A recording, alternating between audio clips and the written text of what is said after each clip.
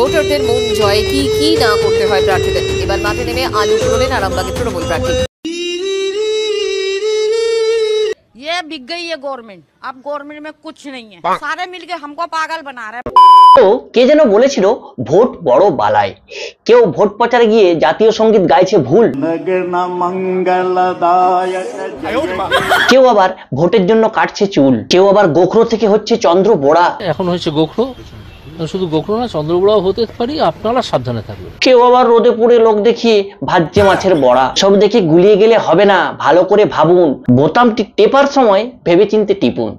নমস্কার বন্ধুগণ, welcome back to my channel, welcome to a new video. তো বন্ধুগণ, এদেশের সবচেয়ে গণতান্ত্রিক বড় পরব হচ্ছে ভোট পরব, যা কিছুদিনের মধ্যেই শুরু হয়ে যাবে। প্রতি বছরের ন্যায় এবছরও যে যার মতো করে প্রচার শুরু করে দিয়েছে। কি দাদা, কোনো পার্টি টাটিতে জয়েন করলে নাকি? তুমিও কি প্রচার শুরু করেছো? আরে না না ভাই, ওসব আমি কিছু করিনি। ও করনি? তাহলে ভোট নিয়ে কথা বলছো, সাবধান, যে কেউ তুলে নিয়ে চলে যেতে পারে। আরে না ভাই, আমি তো সেই সমস্ত ঘটনাগুলোই দেখাবো যেগুলো ভোট প্রচারের জন্য সবাই করছে, আর সেগুলোকে নিয়েই চুলচেরা বিশ্লেষণ করার চেষ্টা করবো বন্ধুগণ। চলো আর বেশি দেরি না করে ভিডিওটির গভীরে যাওয়া যাক।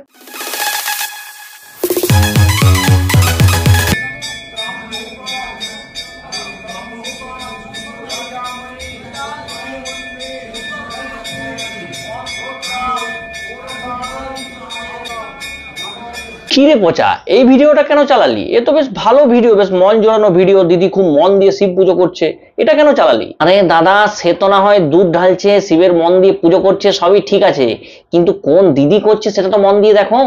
এই হচ্ছে সেই দিদি যে ভোটের আগে টুইট করে এই রকম, আর ভোটের পরে এই রকম। वाह दीदी, वाह दीदी, नहीं दीदी, वाह दीदी, दीदी दीदी। ঠিক কি বিচিত্র এই দেশ। কেউ কেউ তো আবার ভোটে দাঁড়িয়ে एमएलए এর ফুল ফর্মই বলতে পারছে না। जो कि एमएलए की फुल फॉर्म क्या, वो बताइए सर। एमएलए की फुल फॉर्म तो वही होता है ना, लेबरेज जो मंथ वो है ना, बस हवा निकल गई। এরপর আসি আমাদের সুপারস্টার দেবদার কাছে। দেবদা প্রচারে বেরিয়ে ক্রিকেট খেলছে, ক্রিকেট।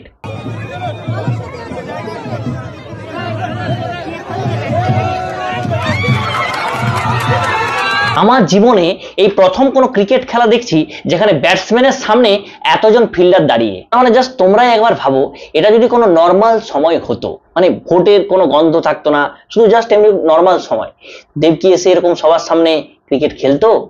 यार बंदा ना कभी कभी बड़ा मजबूर हो जाता है। প্রচারে নেমে অদ্ভুত কায়দায় জনসংযোগ। এবার সেলুনে বসে থাকা যুবকের চুল কেটে দিলেন বিষ্ণুপুরের তৃণমূল প্রার্থী সুজাতা মণ্ডল। না মানে এটা কিন্তু খুব ভালো একটা প্রচার, কিন্তু চুল কাটার মাধ্যমে দিদি কি যে বার্তা দিতে চাইছিল সেটা আমি বুঝতে পারলাম না। নিশ্চয়ই চুল কাটার পেছনে দিদির কোনো মহৎ উদ্দেশ্য ছিল। না মানে হবেই বলছি না, হতেও তো পারে যে আগে ছিল কেউটে, এখন হচ্ছে গোখরো, শুধু গোখরো না চন্দ্রবোড়াও হতে পারি, আপনারা সাবধানে থাকবেন। সর্বনাশ করেছে। সবাই সাবধান, কিন্তু একটু অসাবধান হলেই এক ছবলেই ছবি। अच्छा জনসংযোগে বেরিয়ে রান্না করতে ব্যস্ত হয়ে পড়লেন লকেট চট্টোপাধ্যায়। মানে একবার জাস্ট ভাবো, একটা ভোট পাওয়ার জন্য কি কষ্টটাই না করতে হয়। মানে ইনি এনার রান্নাঘরে নিজে কখনো মাছ ভেজেছেন কিনা সন্দেহ আছে। ও ভালো কথা, লকেট দিদিকে দেখে আরেক দিদির কথা আমার মনে পড়ে গেল। তিনি হচ্ছেন আমাদের এই বাংলার দিদি নাম্বার 1, যিনি প্রথম এবছর ভোটে দাঁড়িয়েছেন। আর ভোটে দাঁড়িয়েই দিদি পশ্চিমবাংলায় অনেক কারখানা দেখে ফেলেছেন।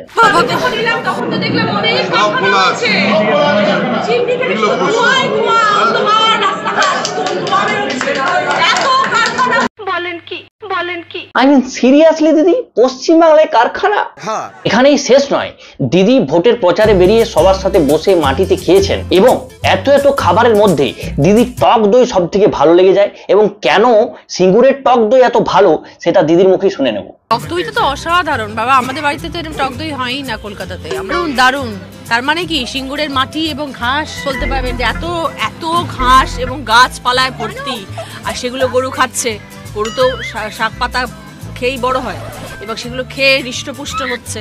আর তারপর তার যে দুধটা বেরোচ্ছে সেটা এত ভালো, যে দইটা এত ভালো, মানে চারিদিকে পরিবেশটাই বাচ্চারা এত ভালো সুন্দর করে রেখেছেন যে সেখানকে ঘাস পাতা খেয়ে আমাদের গরু হৃষ্টপুষ্ট একদম। সিঙ্গুরে ঘাস তো হবেই, কারখানা তো আর হলো না, তো ওখানে আর গরু চড়বে না তো আর কি চলবে? এই কথাটা কিন্তু আমি বলিনি, আরেক দিদি বলেছেন। সত্যি কথা বলেছেন একদম। আমি ওনাকে ধন্যবাদ জানাবো, কারণ সিঙ্গুরে তো গরুগুলো তো মানে গরুই চড়ছে, আর তো কোনো ঘাস ফাঁসি হচ্ছে, সিঙ্গুরে তো কোনো শিল্প করেনি, সিঙ্গুরের চাষও হয়নি, সেই জন্য ঘাসই দেখতে পাচ্ছেন। উনি একদম সঠিক কথা বলেছেন। নতুন একটা সিরিয়ালে একটা নতুন চরিত্রের জন্য আমি ডাক পেয়েছিলাম, সেই কাজটা কিন্তু আমি মানে ছাড়তে বাধ্য হলাম। এখন আমাদের সামনে লোকসভা নির্বাচন, প্রচুর কাজ, নিজের বিধানসভায় অনেক কাজ। বুঝতে পারছো দিদি মানুষের জন্য কাজ করাতে এতটাই উদ্গ্রীব যে নিজের ক্ষতি করে, হ্যাঁ নিজের ক্ষতি করে দিদি রাজনীতিতে আসছে, নিজের ক্ষতি করে মানুষের সেবায় নিজেকে নিয়োজিত করছে। न्यूज़पेपर्स में एक इश्तिहार आया, क्या दिख रहा है? इश्तिहार दिख रहा है? इस इश्तिहार में मोदी जी हैं और हमारे साथ एक लेडी हैं, और इसमें ये लिखा हुआ है, ये लेडी इस इश्तिहार में बोल रही हैं कि प्रधानमंत्री की जो योजना है घर देने की, आवास योजना है, उसकी वजह से मेरे घर पे मुझे अब छत मिल गई है। अच्छा। और मेरे जैसे 24 लाख लोग और हैं जिनको छत मिल गई और अब हम सब आत्मनिर्भर हो गए हैं। तो we found the lady who is here and we are here to talk to her. Zoom करो। मैडम जी, ये फोटो आपकी है? हाँ। अच्छा, ये फोटो आपकी कब ली? तो हमको ये पता नहीं है कब ली है, समझे? ये घर आपका है? नहीं, ये घर मेरा नहीं। अरे देवा, ये घर रहने से हमें झोपड़ी में रहेंगे। आप ही लोग देखिए, ये गड़बड़ है बाबा। चीटिंग करता है तू, चीटिंग करता है तू। তো বন্ধুগণ, এতগুলো ভিডিওর মধ্যে আমার পার্সোনালি এক দিদির কথা খুব ভালো লেগেছে। রাজনীতিটা না বেসিক্যালি ভুই ফোড়ের জায়গা নয়। নিজেদের দুর্বলতাকে ঢাকতে একটা রংচঙে সুন্দরী, সুন্দর, স্মার্ট, নানান রকম মানে কারুকার্য করা। একদম ঠিক বলেছো দিদি। দেখুন, আমিও একটা কথা বলতে চাই, আপনি যে কোনো পার্টি হন না কেন, যে কোনো পার্টিকে সাপোর্ট করেন না কেন, আর যে জনপ্রিয় মুখই আপনার কাছে ভোট চাইতে আসুন না কেন, তার জনপ্রিয় মুখটা দেখে ভোট দেবেন না প্লিজ। তার করা মানুষের জন্য কাজ, তার অগ্রিম রেকর্ড দেখে ভোটটা দেবেন প্লিজ। এটা ভেবে ভোটটা দেবেন যে সময়ে অসময়ে সে কতটা মানুষের পাশে থাকবে এবং তাকে ডাকলে কতটা আপনারা তার কাছে পৌঁছাতে পারবেন। এমনটা তো নয় তাকে ভোট দিয়ে জেতালেন আর তিনি রিলস বানাতে ব্যস্ত। আরেকটা কথা, আপনার প্রতিবেশী অন্য একটা পার্টিকে সমর্থন করতেই পারে, কিন্তু সে অন্য একটা পার্টিকে সমর্থন করছে বলেই যে সে আপনার শত্রু এটা কিন্তু নয়। সবসময় মনে রাখবেন, আপনার বিপদে আপদে কিন্তু আপনার প্রতিবেশী আপনার পাশে গিয়ে দাঁড়াবে, এসি করে বসে থাকা ওই নেতা মন্ত্রীরা নয়। বন্ধুগণ, এই ছিল আজকের ভিডিওটা তোমাদের কেমন লাগলো অবশ্যই কমেন্ট বক্সে জানিও। যারা এখনো পর্যন্ত চ্যানেলটি সাবস্ক্রাইব করেন প্লিজ চ্যানেলটা সাবস্ক্রাইব করে পাশে থেকো, পাশের বেল আইকনটি অল করে দিও যাতে পরের ভিডিওগুলো নোটিফিকেশন তোমাদের কাছে গিয়ে পৌঁছায় আর আমার চ্যানেলের সাথে জুড়ে থাকতে পারো। তো ধন্যবাদ, দেখা হচ্ছে পরের অন্য কোনো ভিডিওতে, ততক্ষণ বাই।